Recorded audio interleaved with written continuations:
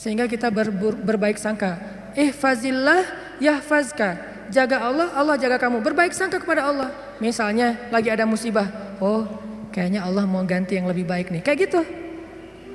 Ada musibah langsung berbaik sangka, Allah mau ganti yang lebih baik. Istri saya tuh salah satunya dan beliau aktivis mengurus pasien-pasien kanker yang kurang mampu di Bandung. Jadi kita punya namanya Rumah Teduh, menampung ada sekitar 6 rumah, menampung lebih dari 70 pasien, termasuk ada yang dari Garut, dari Tasik, dari pelosok-pelosok, bahkan ada yang dari Garut bagian selatan yang kemarin sempat kita anterin, udah meninggal pakai ambulan. Dari Bandung ke rumahnya itu 12 jam. Karena pertama udah sampai di jalan raya harus digotong, nggak bisa naik mobil ke atas, ke bukit gitu. Gotongnya aja sejam. Kalau pakai motor nggak mungkin kan, bawa tandu kan, pakai motor nggak mungkin ya.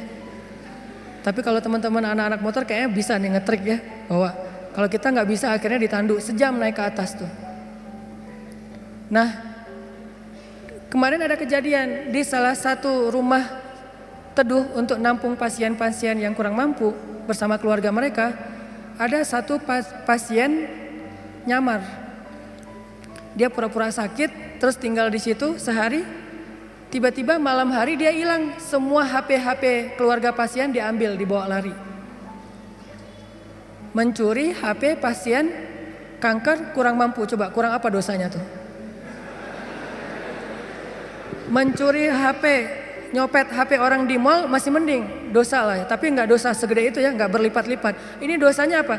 Mencopet, mengambil HP keluarga pasien kanker kurang mampu. Yang di HP itu satu-satunya alat untuk komunikasi, ngurus pengobatannya. Kita nelpon mereka juga di situ, nelpon dokter lewat HP itu, diambil sama dia. Hilang sekitar 5 HP, 5 pasien.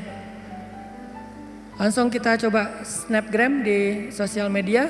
Dalam hitungan jam Allah ganti HP yang lebih bagus, jumlahnya 2 kali lipat. Itu juga kita stop, kalau enggak mungkin 10 kali lipat jumlahnya, bisa jualan HP itu.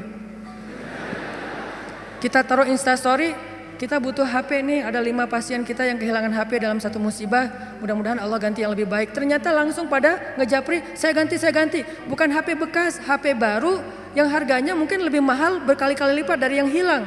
Dan jumlahnya berkali lipat dari yang hilang. Hilang 5, yang udah terkumpul dalam hitungan 1 jam 10. Itu langsung kita stop, kalau enggak bisa 100 tuh. Lumayan kan, bisa buka lapak lagi tuh. Nah ternyata benar kalau kita berprasangka baik ke Allah. Akhirnya mereka pas dikasih HP yang baru bingung. Pak nih gimana cara memakainya nih. Karena HP yang mereka selama ini kan yang HP hitam putih yang agak gede yang bisa ngelemparin maling ya. Sekarang HP-nya slim, warna, bisa selfie. Mudah-mudahan sih gak sibuk selfie ya. Nah alhamdulillah dikasih yang lebih baik. Coba berprasangka aja sama Allah. Dan itu mudah banget bagi Allah. Saya juga pernah hilang HP. Malam-malam mau ada acara tahajud bareng. Bangun tidur karena udah telat bangunnya. Acara tahajud jam 2, saya bangun di rumah jam 2. Kan telat banget tuh, berangkat ke tempat masjidnya setengah jam paling cepat. Akhirnya karena panik, saya ambil HP, jatuh. Pas jatuhnya itu bagian layarnya langsung pecah, gak bisa lagi dipakai digit. Wah HP saya hilang, langsung doa, Allahumma ajurni fi musibati wa akhluf li khairam minha. Ya Allah, beri saya pahala dalam musibah saya, beri saya ganti yang lebih baik darinya. Waktu itu HP saya HP harga 2 juta. Paginya jam 10 pagi Allah ganti dengan Samsung Note 5 yang waktu itu harganya masih 10 juta. Coba langsung cash langsung dikasih sama Allah. Gimana caranya? Allah yang punya cara. Dan kita nggak harus tahu caranya karena ayatnya juga wa yarzuqhu min haitsu la yahtasib. Dari jalan yang Allah yang kalian tuh nggak pernah duga. Prasangka baik sama Allah. Ditolak, oh berarti akan diberikan yang lebih baik dari ini. Ditolak lagi, oh berarti lebih baik lagi. Cari lagi yang lebih baik, ditolak lagi. Makanya nyarinya yang terbaik. Begitu ditolak, Allah berarti akan menggantikan yang lebih baik dari dia. Itu ada cewek, Masya Allah, berhijab, hafal Al-Quran, juz 30. Lancar. Nih kayaknya tipe saya banget nih. Jadi saya gak perlu repot-repot ngajarin Al-Quran ke anak saya. Udah ada mamanya. Ini kayaknya cewek yang setia, keibuan. Kayaknya dia nggak senang keluar, lebih senang di rumah. Pas banget dengan tipe kita misalnya. Ternyata pas datang ditolak, maaf saya udah tunangan. Lagi-lagi kayak gitu ya, nggak survei dulu sih, langsung datang aja. Karena nggak ada surveinya, datang ditolak. Oh, mudah-mudahan dikasih yang tadi juz 30, karena ditolak dikasih yang 30 juz. Tapi sekarang masih juz 30 juga bertahap. Pas sudah nikah nanti dia hafal Quran jadi 30 juz. Bisa kayak gitu, bisa banget. Kerjaan, ada satu kerjaan yang kita nggak berhasil, satu usaha nih. Lagi mulai usaha kecil, modal 1 juta usaha. Ternyata ada yang nggak jujur, kita ketipu, gagal. Jangan langsung berburuk sangka ke Allah. Apa maunya lagi Allah nih? Saya kan melakukan usaha ini gara-gara saya meninggalkan riba. Masa saya meninggalkan riba tapi malah makin sulit? Kayaknya Allah nggak rela ya. Saya mau hijrah. Ya udah deh saya balik lagi. Malah saya juga sama Allah. Kayak gitu kan? Berarti kita sudah berburuk sangka kepada diri kita sendiri. Harusnya, oh Allah nggak mau ngasih saya rezeki yang receh kayak gini nih. Makanya dibikin ini ada masalah dikit. Dikasih rezeki yang lebih besar. Usaha lagi. Dari mana? Kan udah habis modalnya. Bukankah Allah maha kaya? Bukankah Allah alam yajidka yatiman fa'awa wa wajadaka dhallan fahada wa wajadaka ailan fa'aghna. Tinggal kita yakin aja dan berbaik sangka kepada Allah. Makin yakin dan makin berbaik sangka, makin Allah nunjukin hal-hal yang ajaib dalam hidup kita. Saya sering cerita, pasti teman-teman mungkin sebagian pernah dengar di YouTube. Gimana saya ngebuktiin kebesaran Allah dengan sedikit mengambil resiko gambling, yaitu berangkat ke luar negeri gak punya modal sama sekali, gak bawa duit 1 rupiah pun gak bawa, berangkat ke luar negeri. Terus apa keyakinan saya? Baik sangka kepada Allahnya. Saya cuma berbaik sangka waktu itu Allah di Indonesia sama Allah di Mesir itu sama. Beda gak Allah di Indonesia dengan di Mesir? Sama kan ya? Terus yang ngasih makan kita di Indonesia Allah, berarti yang ngasih makan kita di Mesir Allah juga. Ya udah, berarti nggak ada masalah. Orang yang ngasih makannya sama, kecuali yang ngasih makannya beda. Di Indonesia yang ngasih makan ayah, berarti di Mesir harus cari ayah mertua. Ayah bukan pemberi makan, tetapi ayah yang dengan lewat dialah Allah memberi kita makan. Tapi punya cara yang lain, Allah lah pemberi makan. Akhirnya saya berangkat. Allah di Indonesia dengan Allah di Mesir sama. Apakah Allah akan mengecewakan hambanya yang berbaik sangka? Enggak. Ternyata terbukti banget teman-teman. Saya malah merasa sangat diperlakukan dengan istimewa oleh Allah sepanjang perjalanan sampai pulang lagi ke Indonesia. Enggak kelaparan sama sekali. Ikhtiar. Cuman kadang kita ikhtiar habis-habisan, kalau Allah mengatakan tidak ya tetap aja nggak bisa. Ada juga orang yang ikhtiarnya biasa-biasa aja, Allah bilang ya, dapatnya lebih dari apa yang dia ikhtiarkan. Saya jual bakso, jual doang, yang masak teman, karena saya nggak bisa masak.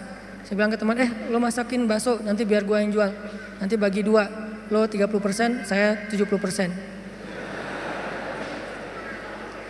Oh ya boleh, dia masak, terus saya jualan bakso ke warga Indonesia yang ada di Mesir plus warga Malaysia, karena Malaysia lebih banyak daripada Indonesia. Indonesia sekitar 3.000, Malaysia sekitar Indonesia sekitar 6.000, Malaysia sekitar 12.000, 2 kali lipat jumlah mahasiswa Malaysia. Jualan lagian kalau orang Malaysia mungkin karena nggak terbiasa makan bakso nggak bisa ngebedain bakso enak dan nggak enak ya, jadi lebih aman nih.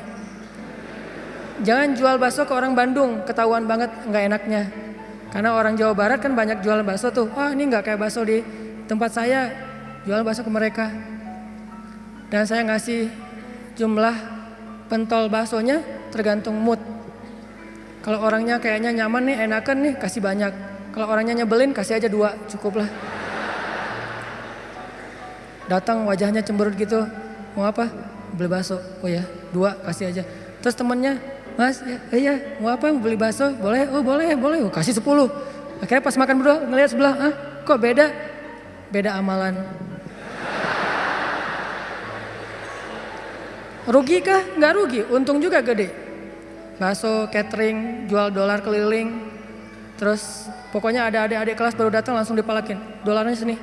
Langsung kasih dengan pon Mesir. Dolar. Dalam sehari bisa dapat $1.000 lumayan. Sampai akhirnya setelah saya berangkat ke Mesir, justru nafkah keluarga saya lebih lancar daripada saya di Indonesia. Buktinya apa? Adik-adik itu sekolah saya biayain, kirim dari Mesir, dari mulai dia SD, SMP, SMA dibiayain. Terus ibu nanya, saya nanya ke ibu, "Mak, kan di Aceh, Mak butuh apa di rumah? Kalau abang ada duit lebih, Mak pengen beli kulkas." Karena seumur-umur saya, kita belum pernah punya kulkas sendiri, rumah juga ngontrak. Kalau Ramadan itu ngambil es dari rumah tetangga. Nah ini mau Ramadan nih, pengen punya kulkas sendiri. Oh boleh Mak, berapa aja lah. Yang 5 juta juga gak apa-apa kata Mak. Kemahalan. Akhirnya saya kirim 1,5 juta beli kulkas yang 1 pintu, yang kecil. Bahagia. Mak butuh apa lagi? Ya ini adik-adik baju lebaran belum dibeli, kirim baju lebaran. Mak butuh apa lagi? Ini uang kontrakan bulan ini belum bayar, kirim. Ternyata benar kalau kita berbaik sangka ke Allah sekali, Allah akan ngebalesnya minimal 10 kali. Sampai menikah di sana, punya anak di sana, pulang ke Indonesia. Saya sering gambling dengan cara berbaik sangka kepada Allah. Tapi jangan gambling sesuatu yang Allah gak janjikan ya. Saya berbaik sangka ke Allah, berdiri aja di rel kereta, pasti gak akan ditabrak lah. Allah gak pernah bilang siapa yang berdiri di rel kereta akan aku tolong dan tidak akan ditabrak. Gak ada janji Allah kayak gitu. Ada gitu ayatnya. Coba gambling ke yang ada ayatnya. Siapa yang bertakwa pasti akan aku kasih jalan keluar. Siapa yang bersabar pasti aku berikan pertolongan. Siapa yang sholat pasti aku akan membantu dia. Yang Allah udah janjiin, maka gamblinglah dengan hal itu. Ambillah resiko dengan janji-janji itu. Tapi kalau Allah gak ngejanjiin apa-apa, jangan ambil resiko. Karena Allah juga gak punya perjanjian. Siapa yang loncat dari tower pasti akan selamat. Gak ada ayatnya, gak ada hadisnya. Siapa yang minum racun gak apa-apa. Karena dia minum racunnya ikhlas. Gak ada minum racun ikhlas. Ini teman-teman, berbaik sangka kepada Allah, maka kita gak bakalan kecewa. Ada masalah apa aja, balikin lagi ke Allah. Oh ini kayaknya Allah pengen ngasih kebaikan. Yang baik-baik aja yang dipikirin tentang Allah. Begitu sekali kita berburuk sangka ke Allah, sekali itu kita telah memberikan kesempatan buat diri kita untuk celaka atau mendapatkan kerugian. Aku tergantung prasangka hambaku kepadaku. Makanya cerita yang paling populer yang kita baca di Al-Quran itu ketika Nabi hijrah ke Madinah. Apakah perjalanan hijrah Nabi mudah? Enggak. Jadi kalau kita ngerasa perjalanan hijrah kita itu enggak mudah, berarti kita juga ngerasain apa yang dirasakan Nabi Muhammad SAW. Bukan kita doang yang susah dalam hijrah, Nabi juga susah. Padahal Nabi lebih dekat ke Allah daripada kita. Yang mudah itu siapa? Umar. Itu hijrah yang paling mudah. Sebelum hijrah, posting dulu. Besok mau hijrah, hari ini posting. Captionnya apa? Wahai orang-orang Quraisy, ketahuilah bahwa saya besok bakalan hijrah. Siapa yang pengen istrinya jadi janda, anaknya jadi yatim, tunggu saya di balik bukit itu. Langsung share location, bukit yang mana. Umar tuh yang posting dulu. Gak ada yang berani nge-like coba. Sepi aja tuh postingan Umar yang paling sepi itu.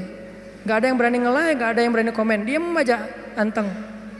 Besoknya Umar hijrah, ada nggak yang berani nungguin Umar di luar kota? Nggak ada. Yang berani mencegat Umar? Nggak ada. Karena mencegat Umar sama aja dengan bunuh diri. Ada 2 orang yang nggak berani dicegat di Quraisy tuh, Umar sama Hamzah. Sedangkan Rasul dan Abu Bakar orang yang dianggap lemah. Walaupun sebetulnya Nabi kuat, cuman nggak pernah bertarung, nggak pernah mukul orang sehingga nggak ditakuti. Kalau adu kekuatan pasti Nabi itu paling kuat, cuma kan gak pernah mukulin orang. Sehingga dianggap, ini mah orang gak menakutkan. Kalau Umar kan sering mukul orang. Bukan sering, hobi itu. Sebelum hijrah, hobi mukul orang. Sama kayak Nabi Musa, hobi noel orang. Noel aja mati. Lo apaan sih? Mati. Kan orang Kipti kan ditoel sama Nabi Musa. Belum diapa-apain, baru takol dikit lah, udah mati. Ini Umar. Paling gampang hijrah itu Umar. Sedangkan Nabi sendiri yang lebih soleh daripada Umar, susah hijrahnya.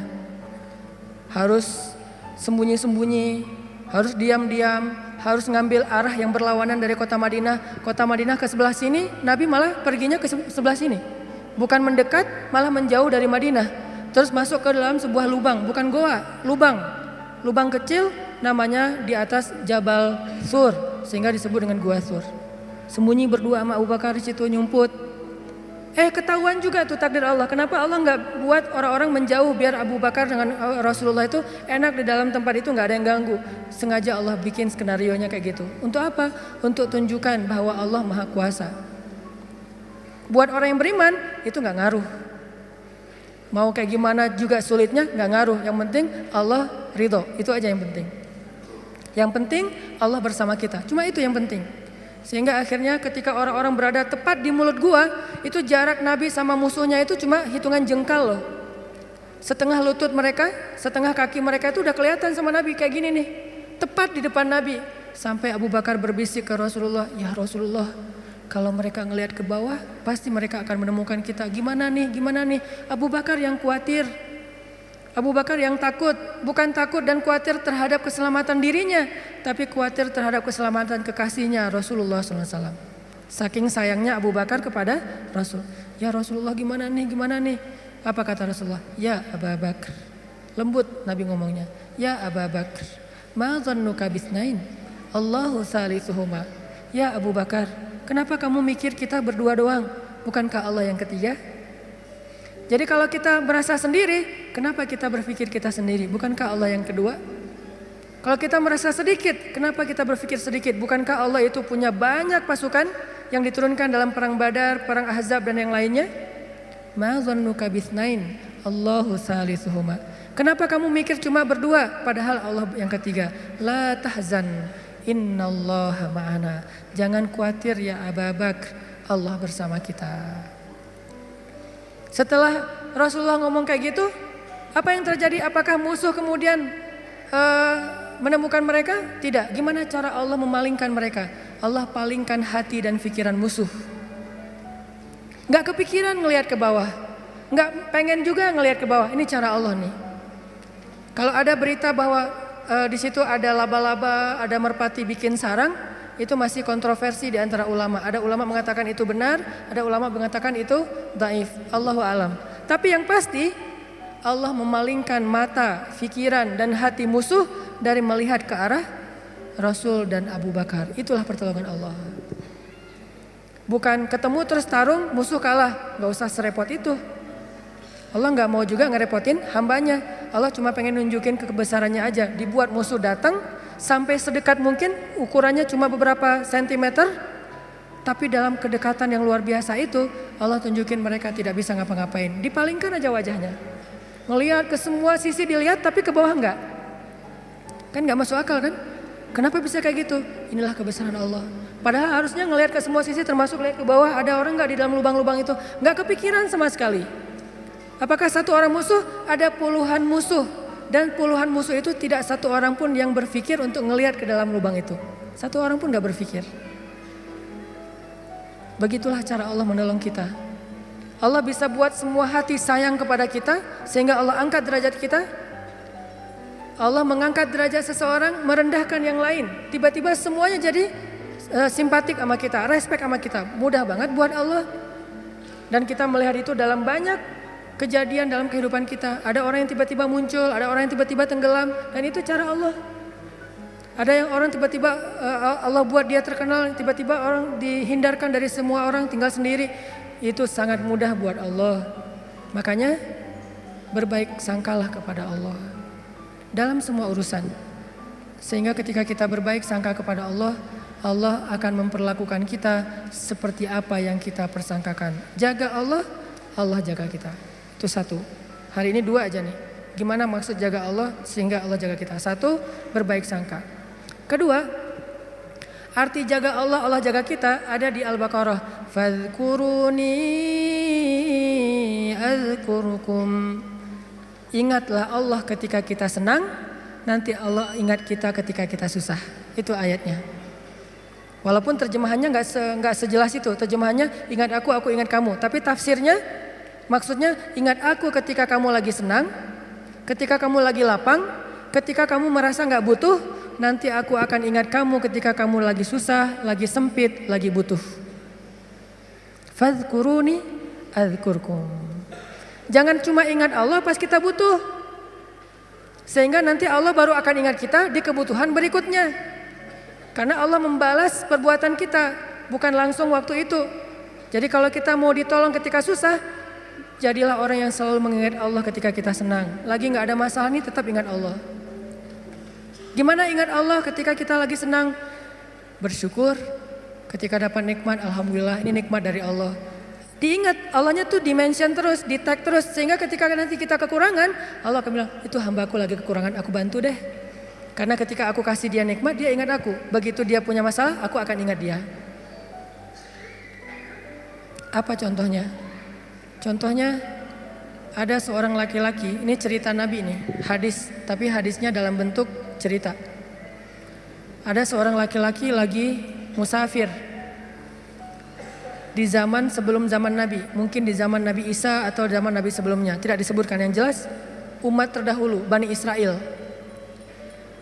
Ada seorang laki-laki lagi jalan, di tengah jalan dia ngelihat ada segumpal awan yang bentuknya aneh. Awan ini awan yang sangat gelap, warnanya abu pekat, benar-benar mau hujan deras, tapi ukurannya nggak besar, ukurannya seukuran satu petak sawah doang gitu. Dia perhatiin nih awan kok aneh, yang lain cerah, tiba-tiba ada satu awan kayak gitu.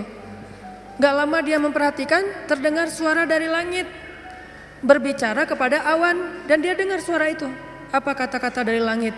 Ya ghamam, iski mazra'ata fulan bin fulan. Wahai awan, turunkanlah hujanmu ke sawah fulan bin fulan. Fulan bin fulan ini disebutkan namanya.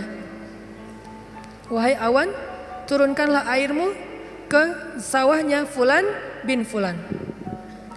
Setelah suara ini berbunyi, awan itu pun berarak, dibawa oleh angin. Berarak, laki-laki ini memperhatikan dan ngikutin. Kan tadi dia penasaran kan, dia kepoin mau kemana nih awan, ikutin tuh awan. Terus setelah sekian lama dia ikutin, awan itu pun berhenti di atas sebuah petak sawah, di antara banyak petak sawah. Jadi ada persawahan, awan itu berhenti di salah satu petak sawah. Tiba-tiba turun hujan lokal. Cuman di petak sawah itu aja, yang lain tetap kering, yang itu basah. Ini di tengah musim kemarau, ada awan yang turun hujannya cuma di satu petak sawah. Diperhatiin, aneh juga nih hujan lokalnya. Sampai akhirnya awannya hilang, hujannya reda. Setelah itu muncul seorang laki-laki dari petani yang datang ke sawah itu berteriak, Allahu Akbar, Allahu Akbar. Alhamdulillah, Alhamdulillah. Kemudian laki-laki musafir ini pun mendekat. Dia tanya, Pak, ini sawah punya siapa? Kata laki-laki itu, punya saya, alhamdulillah Allah kasih air. Terus laki-laki ini bertanya, Bapak namanya siapa? Dia sebutkan namanya seperti nama yang didengar tadi di langit. Berilah air ke dalam sawah fulan bin fulan. Nama saya fulan bin fulan. Masya Allah, ternyata orang inilah yang dimention dari langit tadi itu kepada awan. Terus musafir ini bertanya, Pak, dia cerita kejadiannya. Tadi saya ngelihat awan, mendengar suara dari langit, lalu awan itu menurunkan hujan hanya di petak sawah Bapak. Apa yang Bapak lakukan sehingga Allah mengistimewakan Bapak? Kenapa Allah memberikan air hanya ke sawah Bapak sementara yang lain tetap gersang? Apa yang Bapak lakukan?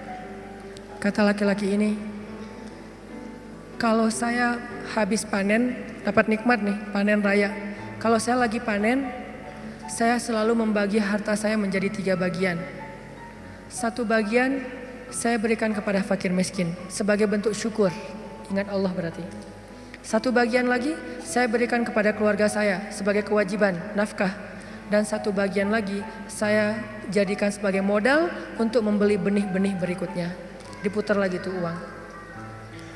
Ternyata Allah ridho dengan apa yang dia lakukan. Dialah orang yang ketika senang ingat Allah, gak lupa sama Allah. Sehingga ketika dia susah, musim kemarau, musim kering, gak ada hujan, Allah ingat dia. Begitulah Nabi berkisah tentang laki-laki ini. Tentang bab syukur di dalam banyak cerita-cerita ulama. Berarti maksud dari menjaga Allah, Allah jaga kita adalah bersyukur kepada Allah. Ingat Allah ketika kita senang, ketika kita sehat. Nanti Allah juga akan ingat kita ketika kita susah, ketika kita sakit. Minimal ingatnya dalam bentuk Alhamdulillah, ini anugerah dari Allah, alhamdulillah ini karunia dari Allah. Jangan lupa. Sehingga kalau kita dapat nikmat, jangan bangga diri dulu, jangan besar kepala dulu, tapi mention Allah dulu. Alhamdulillah ini nikmat dari Allah. Sehingga nanti kalau kita butuh Allah, Allah akan ingat kita.